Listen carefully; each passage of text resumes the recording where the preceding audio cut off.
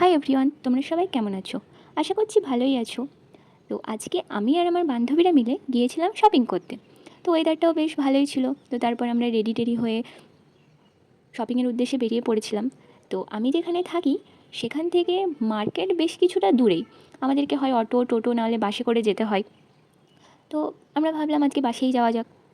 তো সেই মতো আমরা বাস ধরে নিয়েছিলাম। আসলে আমি যেখানে থাকি সেখানটা হলো অনেকটা ভেতরে, মানে একদম বাসে আসলে লাস্ট স্টপেজ বলা যেতে পারে। কিন্তু একটা সুবিধা আছে, আমার কলেজের ভেতরেই বাস স্ট্যান্ড আছে। তো আসলে এখানকার রাস্তাঘাটগুলো না খুব ফাঁকা ফাঁকা। তো আমার প্রথম প্রথম এসে তো প্রচুর অসুবিধা হতো, কারণ আমি ছোটো থেকে যেখানেই থেকেছি, মানে আমি ছোটো থেকে বাইরেই থাকি, কিন্তু যেখানেই থেকেছি প্রপার একটা বাজারে যে চাইলেই সঙ্গে সঙ্গে সব কিছু অ্যাভেলেবেল পেয়ে যাব। আমার বাড়িটাও খুব একটা ভেতরে না, বাজারেই।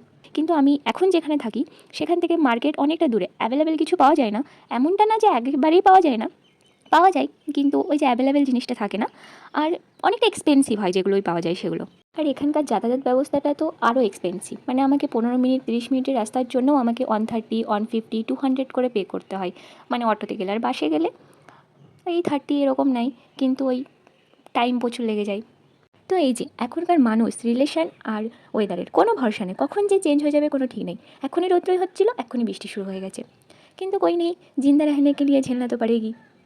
তো আমরাও বৃষ্টিতে ভিজে ফ্লেক্স মারতে মারতে পৌঁছে গেলাম আমাদের গন্তব্যস্থলে। তো ফার্স্টে আমরা গেলাম একটা শপে, যেখানে আমার বান্ধবী পুজোর শপিংয়ের জন্য 3 পিস দেখছিল। এরপর কী কী করলাম সেটা নেক্সট পার্টে শেয়ার করছি, তোমরা প্লিজ নেক্সট পার্টে দেখে নিও।